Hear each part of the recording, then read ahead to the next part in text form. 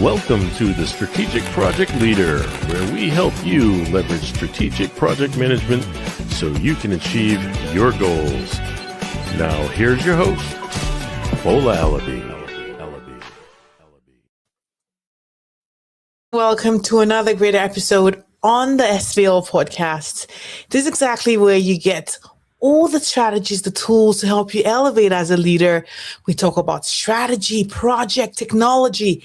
It's all about creating what more successful project, empowering you as a professional, and pretty much to fuel the overall global economy. I'm your host, Farhad Abdollahyan. I'm always, excited. It's always a great joy for me to come into your homes and spend this Saturday morning. It could be morning for you. It could be evening, or probably like almost midnight. But please let me know where exactly you're joining me from anywhere across the globe. It's such a great pleasure to be here today. And when I think about projects, right, it's one that kind of just, it's like music to my ears. Like it fuels me every single day. Why? Because it's one that I spend and I leave with every day at home, at work, as well as in my day-to-day life. Today is pretty significant because I have not just any other guest, but one who has been on the podcast in season 1. He has dedicated his life pretty much in his work to help elevate the profession. Listen, when I heard he was going to another doctorate, I'm like, listen, this is just like a lot. But he embraces knowledge and is one that he has actually really done because he definitely wants to leave a lasting legacy. Can you please join me? I want to just get back on the chat and see. The chat is just finally coming through now. Let me know if you can actually see, if you can actually hear me while I bring on stage Farhad. Farhad, how are you doing this morning? Thank you very much for the introduction. Yes, I'm very, very happy to come back again. Thanks for having me again. And yes, this morning I had a class with my PhD, new PhD that I'm doing. So I'm very pleased to be active. I know. It's all about learning, right? You're demonstrating how continuous learning is one that we just have to keep going with. And we're going to be diving into that. So let me know. Oh, thank you. We've got Nkosi joining us from Damascus. How is Damascus this morning? Oh, is it morning or we're probably like later in the day now? We're just waking up here in Canada. And Farhad has pretty much had a long day of class. And he's going to be talking about pretty much the different layers of projects, portfolio, and how we can navigate this in our careers and create, something more enjoyable. But before we get any further, can you tell us a little bit about yourself, Farhad? We want to get to know behind this great leader who has been working and, doing all this great stuff all over the world. Tell us something fun about you. I cook. Okay, what do you cook? So tell me, what's your best dish? In fact, I cook 5 different gastronomies. I'm originally from Iran, so I cook Persian dishes. But then later, I've been to France, I've been to Europe, so I do French cuisine. I do Spanish paella. I do it professionally. I use paella as an instrument to teach project management. Do you believe that? Oh, nice. That obviously means that I know where I'm coming to have like dinner when next time I feel for sure. Also, I Chinese food, Japanese food. I have 36 books. We used to have books. Now everything is digital. But I used to have a collection of gastronomic books. So yes, I cook as well. That you didn't know. I didn't know that part. So yes, we're gonna dive into that one later. Thank you so much, Terry, for joining us. Let me know the city you're actually joining us from as well. We've got Brazil in the house. Thank you, Charles, for joining us as well. It's such a pleasure. I know everyone is actually here, and I really want to hear about your journey and your story around project management. You have been with the United Nations for about 13 years now. And that's a global organization. And I want us to just peel the onion backward a little bit to understand a little bit about what it's even like to work for the United Nations. That was a coincidence. And in fact, you know Ricardo Vargas? Yes. Yeah. We used to be colleagues in 25 years ago. So I was his teacher of procurement, and he was my teacher of risk management. And one of these days, we crossed together in Marseille. I was a speaker for PMI conference there, and he was the keynote speaker. At that time, he was on the board, and he said, "Let's have dinner." I said, "Wow, I'm going to lose half of my salary tonight because of that." That dinner, but he paid the dinner anyways. Cutting short the story, he said he was invited to become a director at United Nations Office for Project Services, United Nations. And I looked at him and said, "You're a private sector. What are you doing in United Nations?" He said, "No, it's a very interesting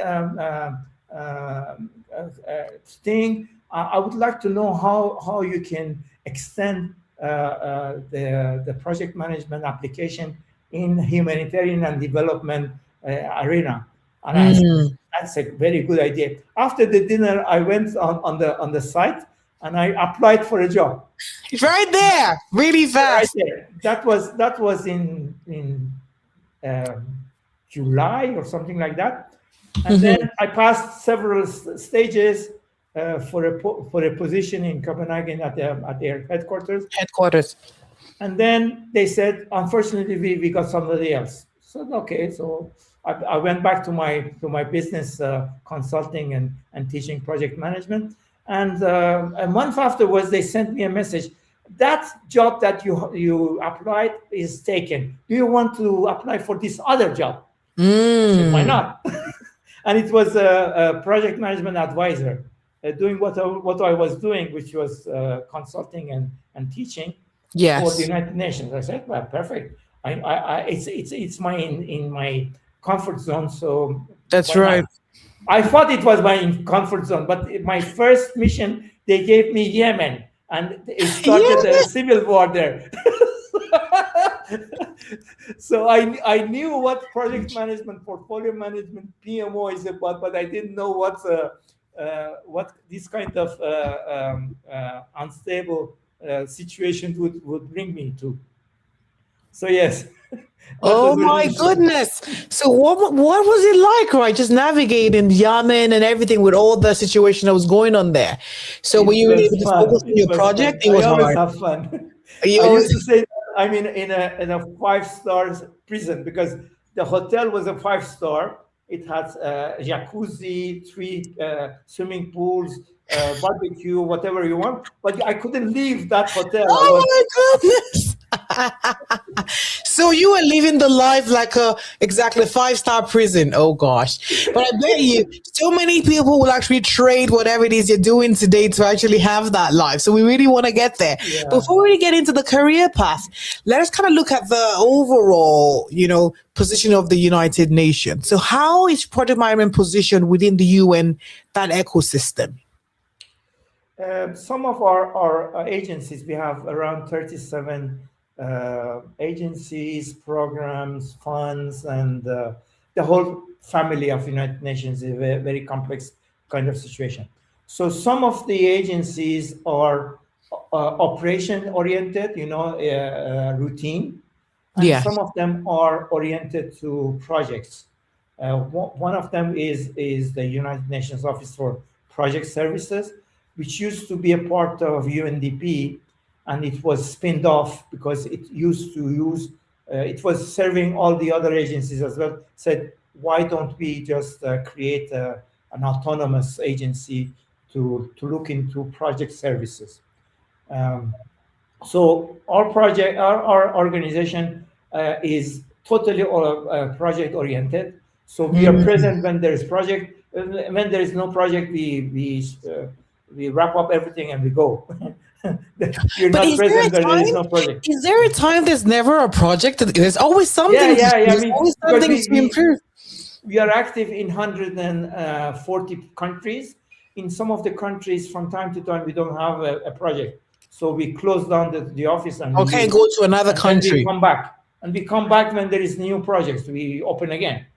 So because Oh, makes sense.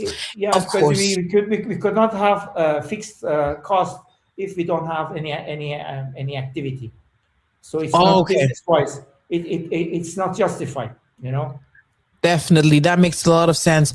But pretty much when we look at that, it's pretty much projects actually the drivers of the change that happens at the United Nations. So when something needs to happen, a team is put together, depending on the location, to actually execute on that. So when we think about methodologies and frameworks, how are things actually set up? So is it more of, we have like an NGO, we have this issue happening in Africa. We get Farhad and his team, or is it like a business case? What is the normal process? How is it done? Okay.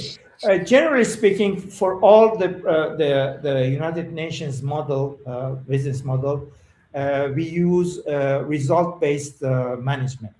So Okay. everybody works with a framework. We call it theory of change, or logical framework. So we have to have the objective, and the objective has to do with final impact that we want to create. From the impact, we go what kind of outcomes brings us this impact, and then what kind of outputs. Then that's where the projects are. What kind of outputs? What are the deliverables that are necessary to create the outcomes and to bring about the impact? So if you look at that, the project part is just creating the deliverables, the assets, the conditions for creating the outcomes and coming up to impacts. So if you look at that, all the United Nations works with this framework. But some of the organizations are project oriented. So in those organizations, we do have internal methodologies. Our agency uses two frameworks, uses the Axelis, MSP, Prince2, and everything else, as well as PMI guides, PMBOK guide, portfolio and program standards, risk standards, and everything else.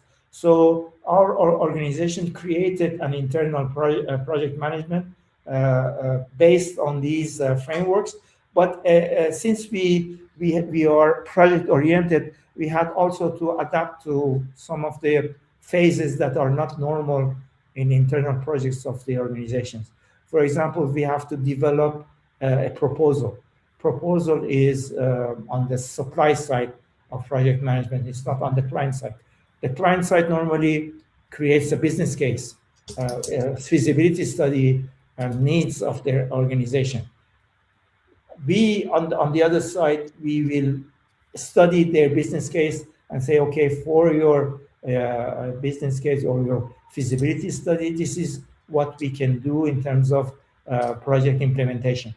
So we had to adapt all these methods for internal use. So this is one of the things that I can show you in one of the Yeah. slides if you want. I think this is really great. So it actually shows that it's obviously always value driven, right? The objectives have to be clear. We have to be sure what we're going to be creating at the end of the day and tracking that overall benefits to it as you go to make it pretty black and white. And I think that's like, and at that particular layer, is that done at the project level? Is it done at the portfolio level? Or is it something that the PM is kind of accountable from the start to finish? Since our organization is project based, in fact, when we talk about portfolio, we're talking about a region. All the projects that are in that region that can serve several clients. The clients, we call them partners because we are a non-profit organization. So we don't have really profit when we do projects. We just recover our costs. But our portfolio or what we offer in our service line. We have 5 service lines. I can enumerate that for you. Project management, infrastructure, procurement, grant management, and human resources. So these are all, as you see, they are very generic. That's why we can serve all the other agencies and the countries, the public sector of the countries are our clients in a way. So this is what we offer them. And to be able to do business, we also have to look at our values. Since we are not a private sector, we have to also check if they will have an impact in terms of sustainable development objectives. So they are not aligned with the sustainable development goals. We don't do it. We just say that. Yeah, So sustainability is actually huge, right? At the end of the day. From the Yes. very beginning, we have to see if there is a logical framework, a logic of intervention that brings about real impact to the society. So that's the point that we start with. What would you actually say are the critical success factors that you actually need to have to work for a global organization like the United Nations? That's a very pertinent question that you ask. As a matter of fact, we serve the humanity, so we have to see if what we're doing is improving the life of the people. So that's the motto that we follow. So we question whatever you're asking. Is it really what has to be done? Does it make sense? So sense making is key when we do business at United Nations, and particularly at UNOPS. That's great. So now let's look at that particular level. So you came in as an advisor for someone else who's thinking, I want a career in project management, or maybe it could be something else. Is it just really just start by just training an application, or are there certain capabilities that will actually help you stand out as a professional if you want to actually work there? What exactly do you think are those key capabilities or qualities that are sort of, because when you look at your colleagues who have actually you've been working with, what is that golden thread that ties you all together? You're smiling. As I told you, we are a very specialized kind of organization. So we have around 8,000 people around the world in 130 countries. 70% of them are engineers. So we have a technical background, and by technical background, I'm talking about all engineering and environmental and social aspects of projects that we do. And then you're useful for us. You're qualified to do things for us. And by technical part, we also have financial people looking at grant management. We have procurement specialists doing public purchasing. So these are the profiles that we look into. And since we have a very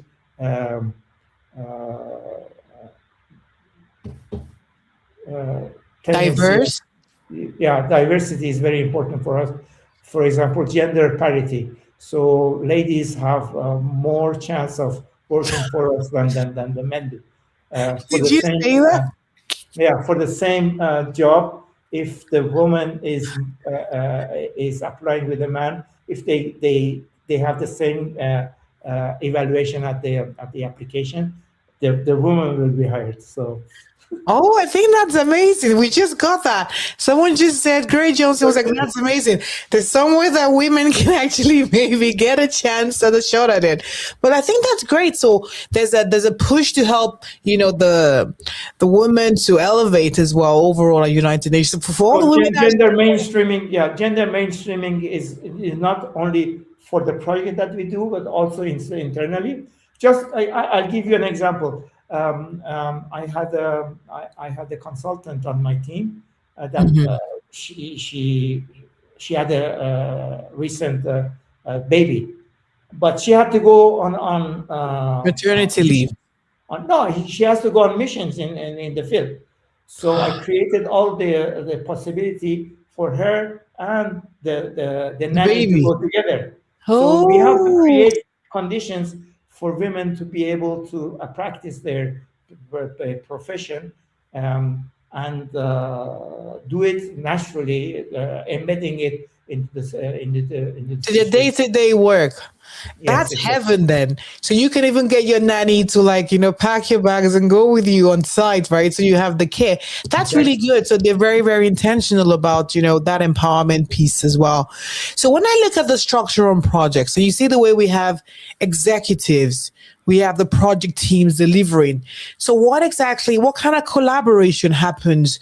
Do you have the challenge of like the private sector, or is it a different ballgame in the United Nations where it's a lot more fluid and more transparency when it comes to execution, or is it harder to get maybe decisions made? What is the world of United Nations like? I know you're smiling, like, Yeah, I'm slamming because they say that United Nations Office for Project Services is the private sector branch of United Nations, because we have this we are much more agile than the other entities, and we have to be different. We are different because we are project based organization, so we have to be much more agile, and okay, the way we work is different than the others.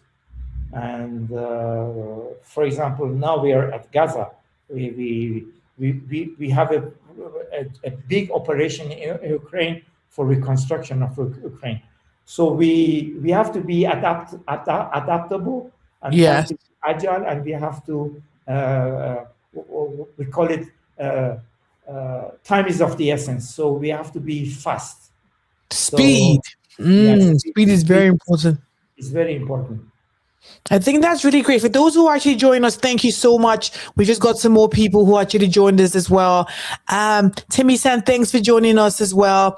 Next, know what comments, what questions you have, so you can get them answered live when we get to Ask Me Anything segment on the SBO podcast. Thank you so much for joining us this particular morning. So adaptability, speed is actually critical, and the people side is there. But I think one thing actually, the question is, the layer I really wanted to know is, when decisions have to be made, I know we are very, very fast.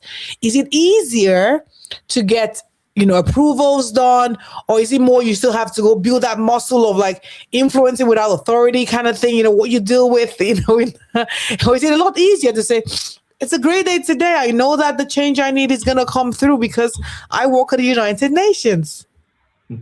No, no. I mean, it's a case by case. I mean, if there is an emergency, then we have fast track processes. So it really depends on the case by case. Normally, we do all the due diligences. We have a period of negotiation, proposal. But if we are in an emergency, then we have fast track positions. For example, for procurement, if the procured item is very essential, Yeah. then we can bypass the normal procedures, and it is much easier, much faster. But of course, there are always double checks and balances to be followed. There are rules, but we can waiver. We have that possibility of being more flexible. Okay. So from the overall space, there's more flexibility because I guess obviously when you're in Gaza, you're in like places where, action and results actually needed, you can expedite rather than having those bottlenecks that actually currently exist. So when we look at that overall framework, as we said, so anyone who's thinking you're on this particular call, you're wondering maybe as a professional, you want to launch a career at the United Nations, what exactly would you say are the step-by-step process they need to follow? But first of all, since we are United Nations, you have to be fluent in more than one of our languages. We have 6 languages in the United Nations. We have English, French, Spanish, we have Arabic, we have Chinese and Russian. So English plus one of the others, you One have to more. speak one more minimum. I speak five languages, so that helps. Farhad, my goodness, 5. Can you just take it easy? That helps for sure, right?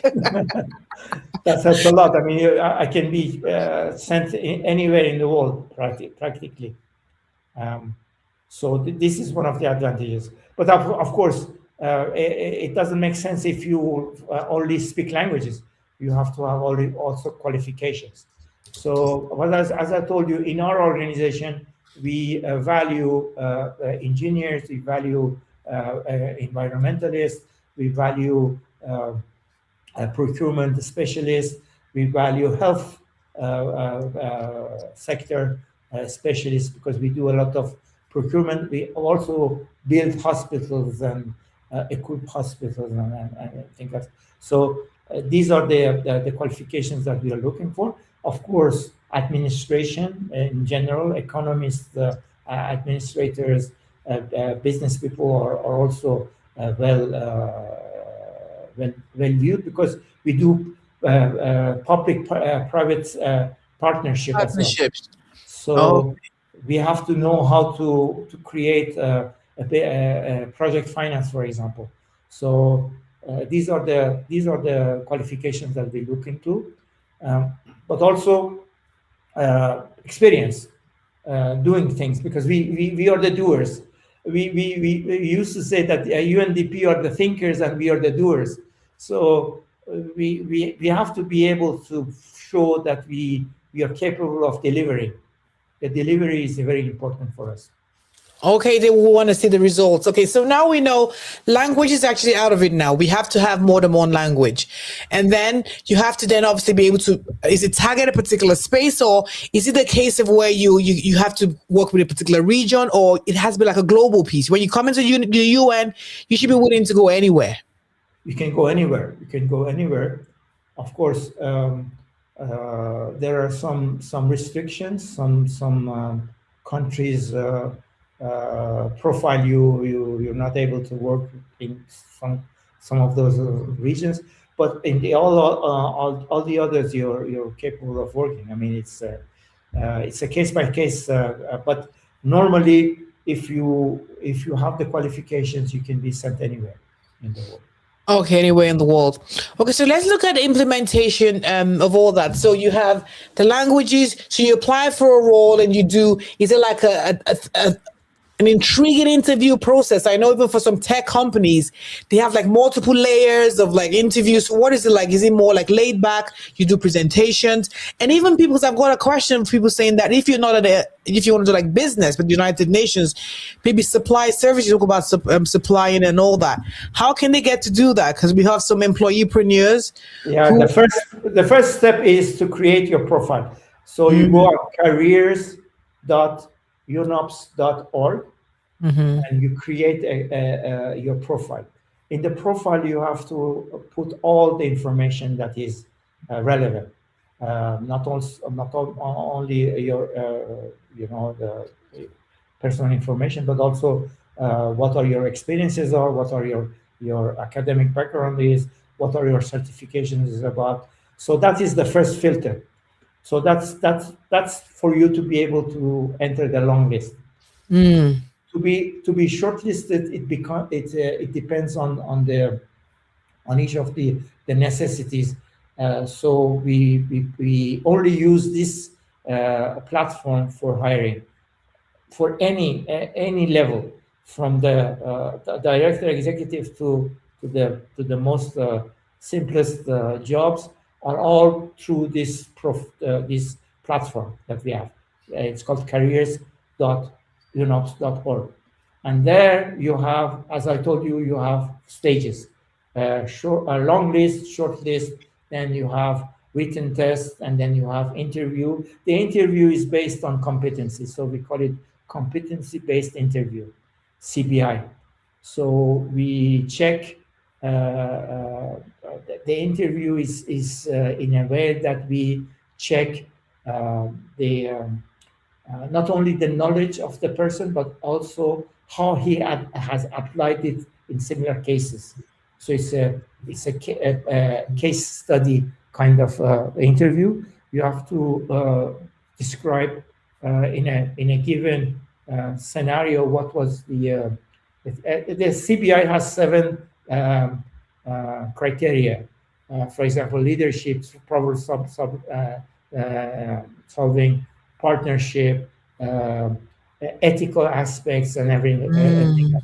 So you ask the question, give us your experience in such Your and such. approach, exactly, and how you can deal with it's it. not theoretic. You have to say that I did it, and what was the result that I came up with, and how it solved the Problem. the situation there. So pretty much a step by step. It's like a case study. You break it down. You analyze what was the issue, how you took care of it, who was involved, and the outcome of it at the end of like a practical project that you have to run and deliver. But just that you're doing it simulatedly as part of the overall process. I think that's great. I think we kind of have that feel of like a normal process of doing that. But what is it now like? So now you've passed that hurdle. You've gone through that. You've gotten the job. Okay, so what is it like within product? I know you created the framework. I'm going to try and see if I can share this. I want to share this on the screen so we see the results chain, because a lot of other people can also apply this as well, even on their projects and that ideology. Let me just share that. But before we even get there, I know we can see we have results. Every time you've been talking about results and tying that logical framework to it, how can we ensure that we are constantly tracking the results of what we call the benefits somehow when we're just kicking off a project that may not be delivered maybe 2 or 3 years? How is the United Nations always able to go back and tie back the results pretty quick, especially for longer, for projects that actually span a longer period of time? Professor Farhad. Sorry, I was looking one of the questions that Mr. Tamison was putting on the chat, so I didn't get your question. No, that's fine. So I'm just saying that there's always this debate around tracking results as well as benefits.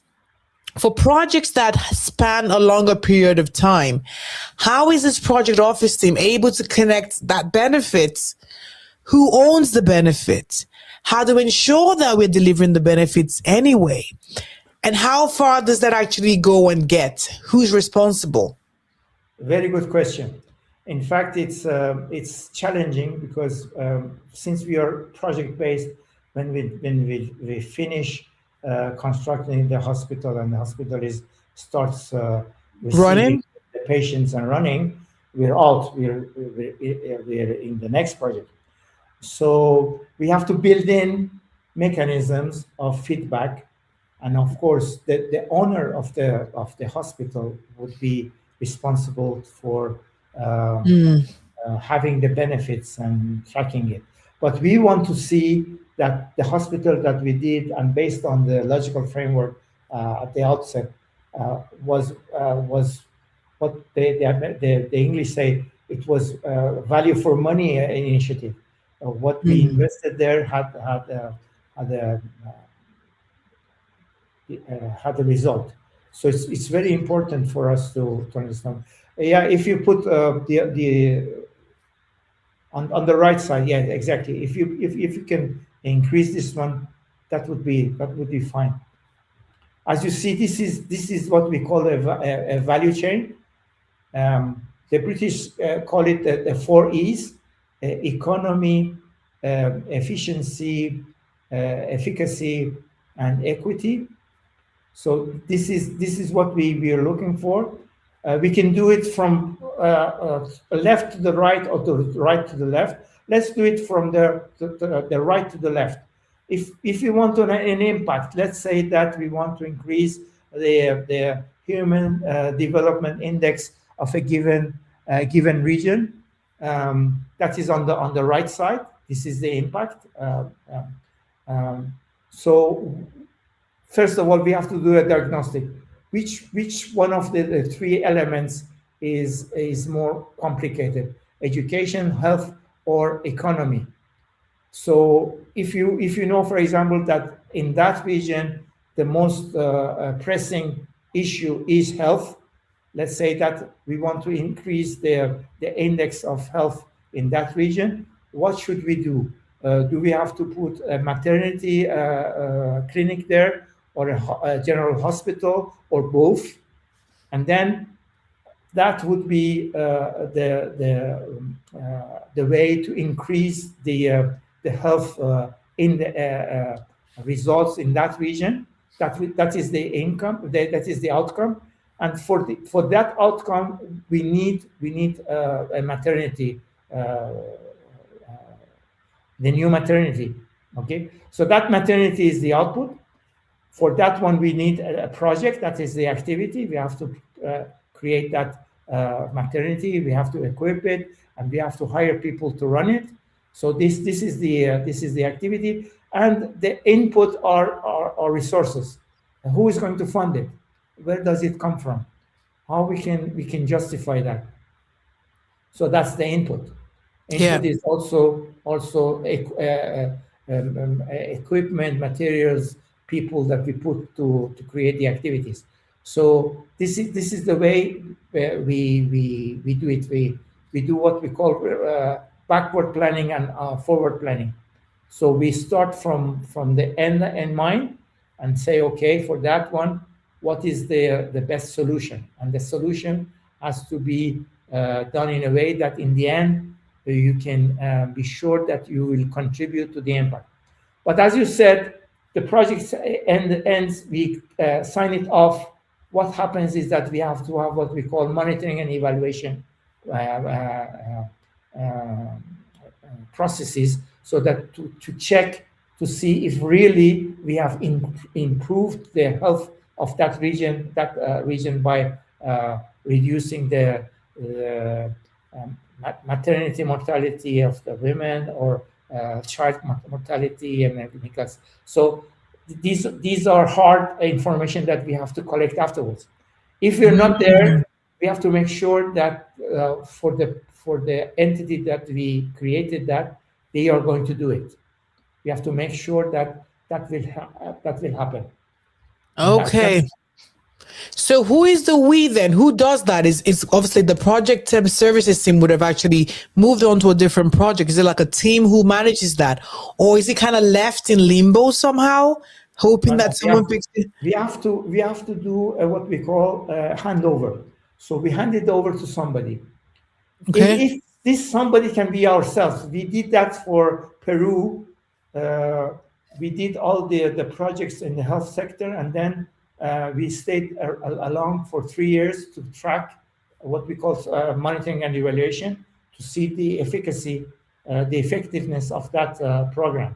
And of course, that would create also new projects to maintain the rhythm of the improvement that we are putting in place. So we were hired to do the monitoring and evaluation part as well. So it depends. I mean, it's about the, as I told you, the project finance part. In the beginning, we say, okay, this is the project, and when it finishes, it has this part of monitoring and evaluation and this part of improvements, future improvements. It needs to be done. You have to do it. You have to plan it up front. Otherwise, you don't do it. Yeah, so pretty much, so the project services team kind of wears multiple hats as well, where they still own that post-project close phase, but just to ensure that we are creating the outcome that we want. We want to just say welcome to people joining us from Instagram. We've got Maria, we've got TT, we've got Abdullah, we've got Topstar, we've got Epeya. Thank you so much for joining us. We just tried Instagram this week, so thank you so much for just the love. And please let us know where you're joining us from as well. What city, so that we can give a shout out and let us know is it nice and cold, or is it warm? As we know, Farhad just flew in from, he's just everywhere, speaking 5 languages, traveling all over the world, right? Excuse me, to interrupt you, but I would like to answer Mr. Temison Sagai. He did a very pertinent point. He raised this point. If you can speak just one language, apply for any fitting role, regardless. Years ago, my wife applied for a UN role, and she got the job despite being fluent in just one language. That's a case by case. I mean, if we have locals and we have internationals. What I was talking about was the international staff. For the national staff, of course, if you are a national staff and you do a specific task, you don't even have to speak English. You're hired to do a specific task. That's okay. I was talking about the international staff, not the nationals. Okay. The nationals Okay. That's also, yeah. For example, nationals in Africa, they have to speak French to be able to talk to the international staff. But that's not an impediment. If their job is not client facing or needs another language, it's totally possible to have a job with only one language. That's true. absolutely. I think that's like we're just going to show this pretty quick. I know there's another part of the on that screen. Can you show the other one that Yeah, is about that's what I want careers? to do. I want to bring the one for the career part so we can get, because gosh, I can't believe that they said time flies when you're having fun. And the fun has only just begun. So let's think about someone who's just basically starting a project management career, because I know that question just came up. And the person is wondering, like, so what can I actually really do? Okay, now I've got it here. I'm just trying to zoom in to that section. So what exactly, so let's do this. So yes, this one. If you can, Yes. if you can focus it on. Yes. So let's look at this capability together. I'm just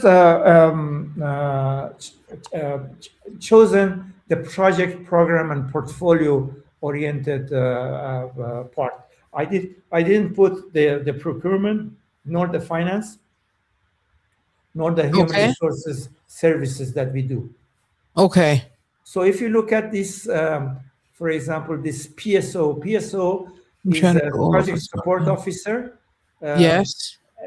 This position normally reports to the project manager. So it's a part of the project management team. Okay. So we have different levels. We have an entry level, and then we have a junior and senior levels of this same position. Same goes with the PMO. PMO doesn't report to the project manager. PMO is a second opinion. So PMO normally is a staff of the senior management, and in a way, the project managers report results to the PMO, but they don't report to the PMO. They are peers, let's say. Okay. And PMO also has a career path. You can be a PMO at a locality, and then you can be a PMO at a multi-country office. You can be a PMO at a region, or you can be the global PMO at the headquarters. So you can have different paths of development as a PMO. And also PMO is one of the services that we provide. We provide, for example, I provided services to the country of Niger as a head of program of this $440 million project that they had. So we were the PMO of that program. So they outsourced it with UNOPS. UNOPS was rendering services as a PMO for the government of Niger. So we can do a PMO internally for our projects or externally for our partners. We call them partners, our clients, let's say. Okay. Same goes for all the other things that we are presenting to you. Project management is the same thing. We have levels that starts as entry point and then goes up. Program, when we call program, in fact it's a cluster of projects that is in the same geography, not necessarily program in the sense of PMI or MSP of Axelos. they are a few projects that we put together in the same office. So the head of program oversees projects that are in that office. Okay. But when I look at this particular, I love this particular structure. So beyond this, is there any other trajectory that goes after senior manager? I can see this portfolio PM. Is there any other place that project management can actually leave within United Nations that sits outside of this particular chat? Is there any? Look at the green and the red one. The green and red ones are Yes. Senior positions, in fact. Okay. Normally they head multiple projects, Okay. or multiple programs. So And what would you really say then? So from when you look at the move, that trajectory, do the capabilities also have to change for this particular PMs for them to get there? I would say that you go from the left to the right. Yes, exactly. Yeah. But what capabilities are needed for them to create that shift, to get towards the portfolio PPM? Several years of project management that would help. Yes. That is the most important part, to be able to show results. But that seems to be able to show results, to demonstrate that you have done this in like so many ways. These are the outcomes of the challenges, but still now you are now able to like overcome that and create something bigger and better. And what other capabilities do you say? Because I know I was looking at the World Economic Forum, right? There were some key skills that they also highlighted that actually needed today. So I really want to just double check to be sure, like, is it more around like, strategic thinking? For instance, for you to be able to create strategic alignment, you have to look beyond just your own domain. UN touches different geographies, looking at geo-economic, political stuff that's going on, how you can interpret that and look at the impact on your own program and project. So what are your take on what are the skills that are actually needed that PMs needs to start thinking about today? Not only PMs, but everybody who works at the United Nations. Yes. I did a leadership program last year. As you know, I like to study. So I did an internal certification for leadership. And there we had political acumen as one of these disciplines. So you have to know where you are and what are your impacts, or what is the political agenda is about. We are neutral. We don't do policy in countries, but we have to be able to know what are the priorities of that country are. What is the business of that country, how they are connected to the other entities, especially regional entities or even global entities. So you have to know where your project or your operation is sitting. So business acumen and diplomatic and political acumen are also important for you to go to higher positions. You can be a project manager without knowing a lot of diplomacy, but if you want to be head of an office, a country office, for example, you have to know what are the politics of that region are. For example, I was head of Niger office, so I had to know what was the political situation of that, not to influence, but to know how to interact with the partners, with the stakeholders. I have to know what their agendas are. That's right. Yeah. Yeah. And I think we're going to second, because you have to come back, because we need to talk about political intelligence. People call it politics, how to navigate the workplace. That is critical for you to have been able to manage a country office. It means you're dealing with different layers, not only just at the team in the office. You're looking at the political piece. You're looking at, different stakeholders, contractors, and all that. So we need to talk about that. It's one piece that earlier in my career, it was like it was one I had to really grow up on and learn how to, know when to speak, know who to talk to, know who's really the boss, know who's the one pushing the things behind the scene. Those are the things you need to learn. And everyone, just as you said, not just project managers, you need to develop that skill. If you want to move up in your career, if you want to be successful in business, if you want to do anything that makes sense. A perfect segue.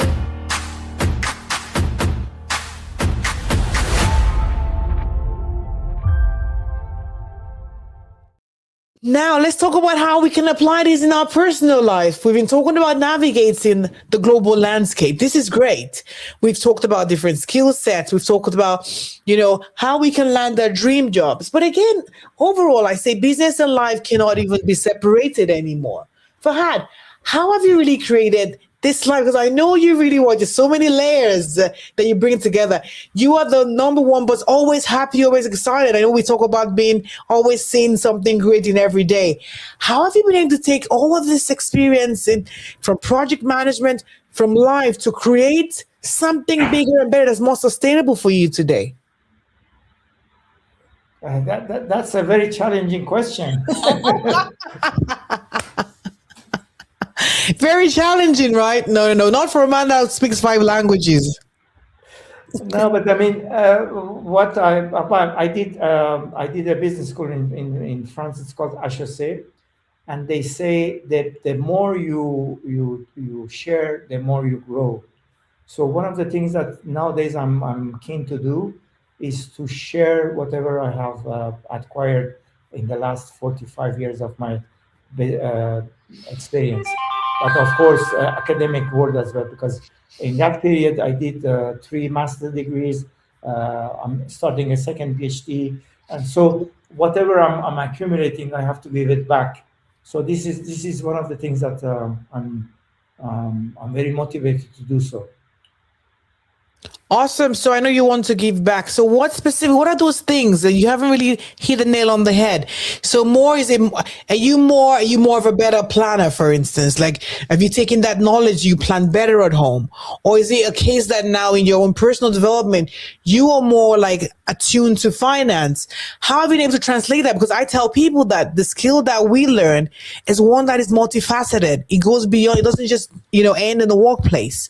You can take it and leverage that, for your own personal development. So we really want to know, like, what specifically, with all the masters and all these PhDs, outside the closed doors, when you're just home, Farhad, which of the skills you use on a day-to-day basis? I try to be useful. So I'll give you an example. When I was, before going to Africa the last time, I was for 2 years based in Brazil. So when I was in Brazil, I also did a part activity. I was helping immigrants to get jobs. There was this Catholic mission that helped the immigrants.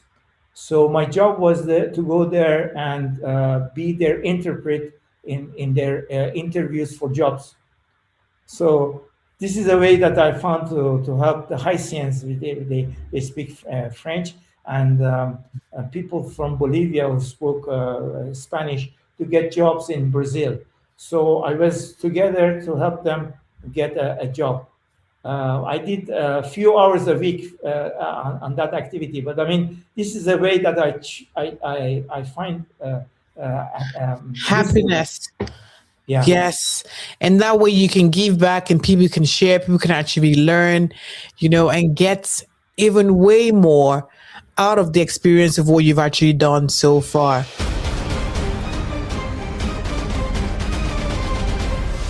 Okay, yes. So what's going on? The hot seat. Let's get into questions and answers from the audience. We know we had the questions and answers coming in, so now we can get it. So let me know if there's any questions. Just put it back in so I can make sure that I get it. We know we talk about navigating complexity. Fola, there are 2 questions that are in the chat that are interlinked and very interesting. Okay, good. About, a LinkedIn user said, "What is the scope of archaeology in UN?"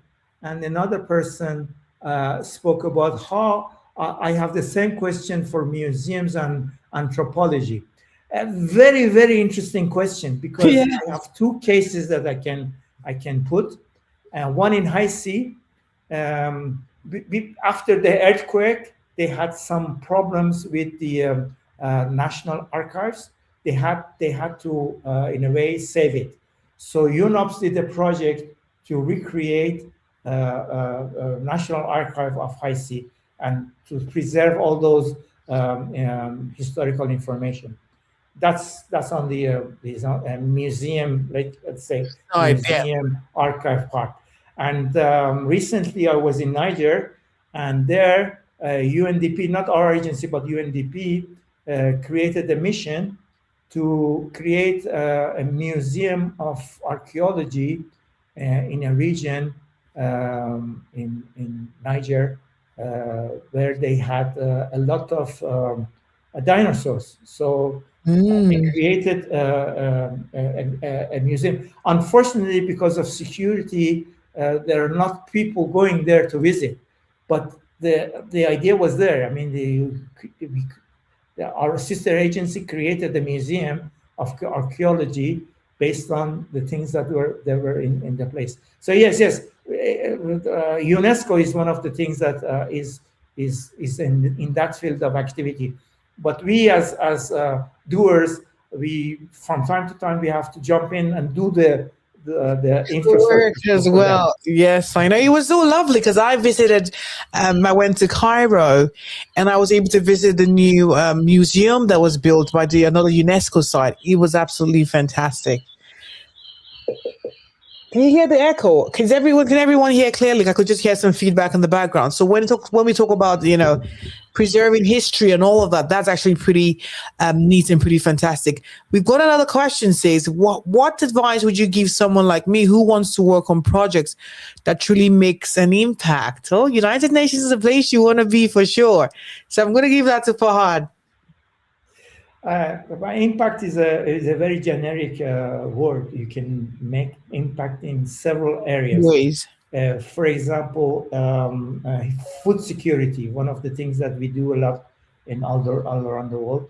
The other one is on health, not only during the pandemic, but also we have, from time to time, we have epidemics all around the world. So working in health sector is key.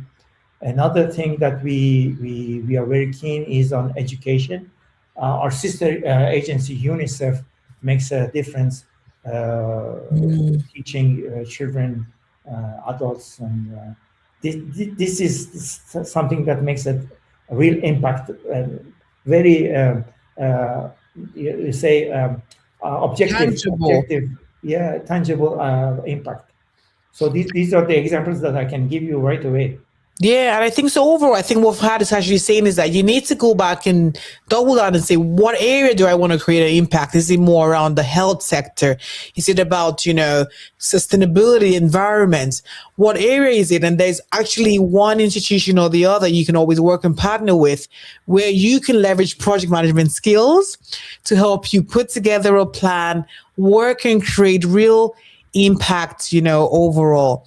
Let's see, we've got some other questions coming in. So thank you so much, Jojo, for joining me. And there's another wonderful one that says, how have you managed to balance UN bureaucracy and agile methodologies, especially in humanitarian response? This person wants me to get fired. I mean, no. We don't want that. I think it's just maybe a little bit of the political intelligence piece, right? So how are you able to balance, because I tell people a lot of the times methodology really is not what you hold so dear. It's about the value, right? It's about the impact you're trying to create. So how do you work with people to navigate this? I'm going to answer. I'm not going to not to answer this question. I mean, it's a very challenging one. But I will tell you one thing. Our internal projects, for example, we are now modernizing all our IT landscape. We use lots of agile there. It's all the time we're talking about the streams and everything else. We use it internally intensively. But our projects with our partners are more predictive. So there is not much space for us to use agile especially in infrastructure. Infrastructure is more difficult. You can use agile in the phase of project design, but when you have the design, then it's straightforward, predictive kind of implementation. So there's not much to do in terms of agile. But I mean, it's a case by case. But of course, you can use some of the frameworks of Agile, even in predictive projects. I myself use it, but I mean, I'm just I'm out of this world. Normally, people do predictive, so it's a little bit difficult to get away from that one. That's right. I think it's more like waterfall and all that. So next, next question. I think another one. Before we even forget, we have, the number one, a mystery question. The last guest left you a question that you actually need to answer live on the show. So you're going to be leaving your mystery question as well for the next guest. So let's really tackle that one. The mystery question is, what's a belief you've held strongly 5 years ago that you have since changed your mind about, and why? Wow, can you repeat the question? I didn't understand it. Okay, you understand? It's okay. I'm going to put it right here, the mystery question, so we can repeat it on the screen. It says, okay, let me just show that now. Mystery question: what's a belief you held strongly 5 years ago that you have since changed your mind about, and why? 5 years ago, I thought that I can change the world. You still can change the world, right? I'm not that convinced because the world has changed a lot. Okay. And okay, so why do you think, and why? So why has that changed now? Well, in fact, that's it. I'm still I have to be neutral and diplomat. But the supply chain arena has changed because of the tariffs, because of the rules of the game that changed dramatically. So this impacts all the projects in a way or another. So there is this new uncertainty. This VUCA thing has increased. I mean, the volatility, ambiguity has increased a lot. So it's a little bit more difficult nowadays to. Fortunately, we have a good news, which is generative AI who came to help us. Yeah. So in a way, we can use AI to decrease the uncertainty and the ambiguity of the situation with big data and everything else. That can help us mitigate a little bit the effects. But the landscape has changed from the last 5 years to now. It's another business game. It's another. We used to play singles tennis. Now we're doubles. So it's another ball game. I know, and that's why that the adaptability piece is actually critical now, where we just all have to ensure we're embracing change. It's never going to be the same anymore. I think the world is going to look so different. I think every day as well is actually different. Let me see any other one that I've actually missed. So thank you so much. So you answered the question from our last guest, and you're going to have to leave yours. But the final piece before we even wrap up, oh God, we've already gone way over, is a piece that feeds into my doctorate research that I'm so passionate about. Is more about how we can truly elevate our project management discipline. And the question here is, does collaboration between executives and project leaders during strategy design influence project success? What are your thoughts? Collaboration. Definitely. I mean, you shouldn't just ask the executives money on the table. They have the say, and of course, all around the project you have changes, and the changes may change the business case. The owner of the business case is the executive, is not the project manager. So in a way, we have to invite them to be a part of the design of the solution at the outset, because otherwise they will say, no, that's not what we wanted. You're going the wrong direction. They may even cancel your project. So you have to make them part of your solution from the beginning, so that they are your allies all around the life cycle of the project. So definitely they have to participate. But of course, not in detail. They are not the specialists. You are the specialist. But they will ask business questions during the design. What does it bring me in terms of benefits at the end? What is the value generation capability of this functionality that you're adding in your project? Can we do it without that? I mean, these are the questions. We have to be able to do value design with the executives during the planning phase of the project. Yeah. Awesome. I think that's good. We already have, due to popular demand, it's like navigating through politics is a great topic for project management. So we're going to be having one session dedicated to that. But if we probably put that as an icing on the cake, so for people to remember, we've been navigating how to get like a global role, right? Because you're working with the United Nations, a global role, it gives you the global stage to make an impact. How do you truly just navigate the politics? What would you say are like 3 skills, 3 things you need to know in navigating a political environment? What has helped you grow and last this long in giving you a position that you were able to almost run the country office? But 3 skills that you have to have. One of them is active listening. You have to know what the other side is talking about. So active listening is one of the key aspects that you have to have. The other one is knowledge. You have to be connected. You have to know what's going on. So nowadays we have a lot of information. You have to be able to select what is pertinent to that context. So watching the environment is very important.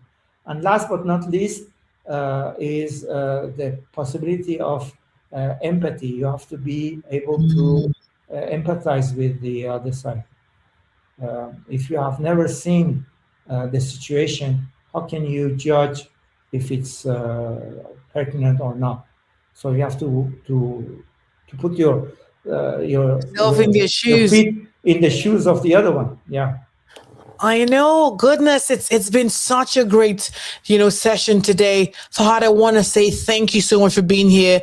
Just to recap, we've spoken about how you can make an application to get into the United Nations, the language requirements, but we know there's also not a barrier, the versatility, and that you need to be open to learn, open to navigate, and overall, that pretty much is nothing is really impossible. And I tell people, right, as long as you have the skills, we just learned that a lot of engineering skills are also needed. Like supply chain is great. There's so many layers from medical, but just go onto the website. We're going to put a link as well if you want to land the job, and you can also connect. How can people reach you, Farhad? What's interesting that you're doing recently that we can connect with? Tell people. My LinkedIn is at your disposal. You can connect through LinkedIn. It's easy. That's the easiest way. Of course, I'm open to accept your invitation on LinkedIn. So I think that's the best way to connect with me. Awesome. Connect with Farhad on LinkedIn, but also we probably need to connect on a big plate of what's the best meal you spoke about, what we're going to be eating when we come over to Brazil now, your new station. So we're going to be having like a barbecue and eating something while we talk. In Brazil, you have to have feijoada, which is beans, black beans with pork. It's very good food. It's awesome. Just like a cassoulet of some sort, but feijoada. Okay, that's the general the general thing. Okay, in North Brazil, but in the Northeast, I prefer Bahia foods, which is more African style. Okay. So I think in your time that you had in Niger also was influenced a little bit. So you've enjoyed a bit of their cuisines. We just want to say thank you so much. Let us know, did you enjoy the session? If it was great, let us know in the comments. What's your one takeaway? What are you going to be doing different? Are you going to go apply for a role? Are you going to have a different, mindset? What exactly are you going to be taking away from this session? And not just take that away. Tell a friend to tell a friend as well. I want to say thank you for coming and for sharing your wealth of experience and for listening. Once again, I'm all about, project leadership and strategy, how we can elevate, increase project success. You can always connect with me as well on my website, farhadabdollahyan.com, or online on LinkedIn, where we can really dive into strategies and tips to help really elevate you and your organization. Guess what? Next week, Farhad is preparing to come back for the politics piece, but we have an exceptional leader where we're going to be diving down on what PMI has been doing when it comes to doing more as a PM. We want to focus on the PMO, and we have a great leader who's one of the leaders driving the change. Top secret. You need to follow so you know who's actually coming. We've been preparing behind the scenes where we dive into strategies and tools as a PMO professional or a PM who wants to become a PMO leader to become more successful. Farhad, I want to say thank you so much. It's been so great. So let us know in the comments. I said, what is the one thing? What did you gain from this? It's been such a pleasure. I remain your host, humbly, Farhad Abdollahyan. See you same time next week. Thanks, Farhad. Don't leave the studio. Don't go anywhere.